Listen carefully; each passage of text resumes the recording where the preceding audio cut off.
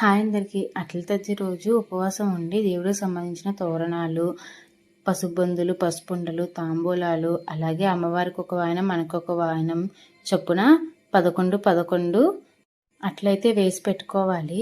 ఈసారి నేను చెల్లి కలిపి చేసుకుంటున్నాం కాబట్టి తనకు 2 వాయనాలు, నాకు 2 వాయనాలు అయితే రెడీ చేసి పెట్టేశాను. ఈవినింగ్ అయితే శివపార్వతుల ఫోటో పెట్టుకుని విఘ్నేశ్వరుడికి, తర్వాత గౌరీదేవికి అయితే భక్తి శ్రద్ధలతో పూజ అయితే చేసుకున్నాం. చక్కగా అష్టోత్తరాలు చదువుకుంటూ పూజ పూర్తయ్యాక కథ కంపల్సరిగా వినాలి.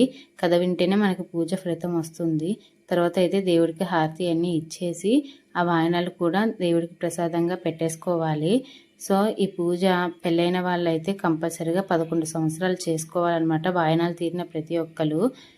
అదే పెళ్ళికాని అమ్మాయిలు మంచి భర్త రావాలని చెప్పేసి ఈ పూజ అయితే ఆచరిస్తారు. ఫైనల్గా అయితే పూజ పూర్తి చేసుకుని తోరణాలు, పసుబందులు అయితే కట్టేసుకున్నాము. గోదావరి నది దగ్గరికి వెళ్ళి పూజ చేయాలి. అది నెక్స్ట్